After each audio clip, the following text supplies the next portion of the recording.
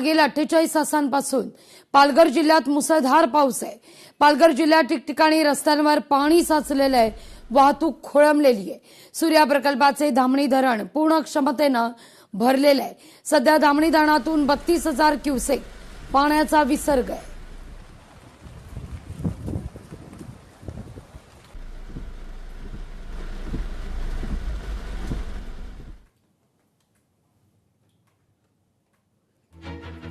रस्त्यांवर पाणीच पाणी परिस्थिती पाहायला मिळतेय। या सगळ्याविषयी अधिक माहिती घेण्याकरता थेट जाऊया पालघरला। आपले प्रतिनिधी प्रवीण बाबरे यांच्याकडे। प्रवीण, काय परिस्थिती आहे? धामणी धरण पूर्ण क्षमतेनं भरलेलं आहे। पालघरमध्ये अनेक गावांचा संपर्क तुटला असल्याचं पाहायला मिळत आहे। ठिकठिकाणी पाणीच पाणी परिस्थिती।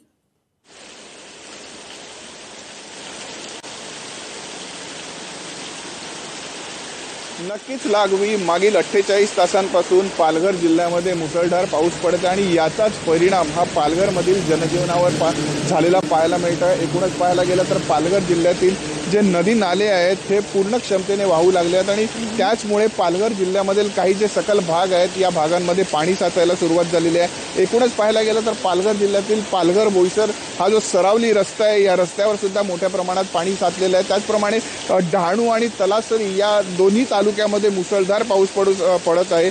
काल रात्रीपासूनही हा पावसाचा जोर हा कायम झालेला पाहायला मिळतो आणि याचाच परिणाम हा पालघर जिल्ह्यातील जे जनजीवन आहे या जनजीवनावर झालेला पाहायला मिळतो आहे। आणि त्याच पार्श्वभूमीवर बघायला गेलं तर हा जो मुसळधार पाऊस पडत आहे या पावसामुळे एकूणच पाहायला गेलं तर पश्चिम रेल्वेची जी रेल्वे सेवा आहे ही सुद्धा विस्कळीत झालेली पाहायला मिळते आहे। एकूणच पाहायला गेलं तर चर्चगेटहून ज्या डहाणूकडे जाणाऱ्या लोकल आहेत या धीम्या गतीने धावत आहेत, तर ज्या लांब पल्ल्याच्या गाड्या आहेत या पूर्णपणे 5 तास उशिरा धावत आहेत। तर काही गाड्या या मुसळधार पावसामुळे गुजरात येथील स्टेशनवरच थांबल्या गेलेल्या पाहायला मिळतात। लागवी अगदी प्रवीण, या ठिकाणी जवळपास डहाणू ते विरार ही जी लोकल चालते ती लोकल बंद करण्याचा निर्णय घेण्यात आलेला आहे। परिस्थिती पाहता त्याविषयीचं काही अपडेट?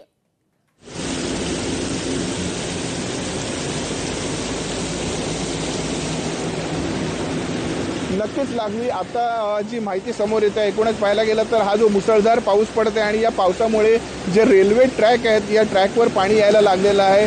जी चर्चगेटहून डहाणूकडे जाणारी जी लोकल सेवा आहे ही लोकल सेवा फक्त वाणगावपर्यंत जात आहेत। पुढे जो डहाणूचा भाग आहे या डहाणू भागामध्ये मुसळधार पाऊस सुरू आहे आणि त्यामुळे कुठेतरी रेल्वे रुळावर पाणी येण्याची शक्यता आहे। खालचे जे पूल आहेत या पुला खालूनही मोठ्या प्रमाणात पाणी वाहू लागलेलं आहे। त्याचा परिणाम कुठेतरी रेल्वेवर झालेला पाहायला मिळतो आणि त्याच पार्श्वभूमीवर रेल्वे प्रशासनाने हा निर्णय घेतला असावा असं एकंदरच पाहायला मिळत आहे। लागवी अनेक गावांचा मुसळधार पावसामुळे संपर्क तुटला असल्याचं पाहायला मिळत आहे। प्रवीण, त्या ठिकाणी प्रशासनाची सज्जता कशी आहे? एनडीआरएफचं काही पथक तिथं पोहोचणार आहे का? लोकांना या ठिकाणी अन्न पुरवण्याच्या दृष्टीनं, सोयी सुविधा पुरवण्याच्या दृष्टीनं काही सोय करण्यात आलेली आहे का? काय या सगळ्या संदर्भात अपडेट आहेत?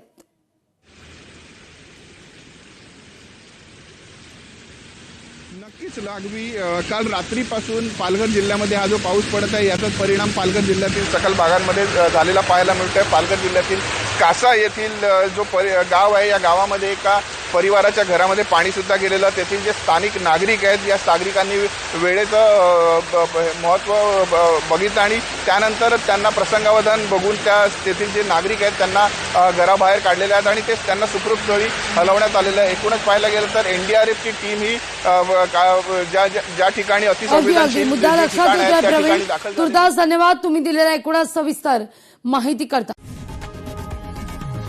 लोकशाही मराठी ऐका, पहा, जागरूक रहा।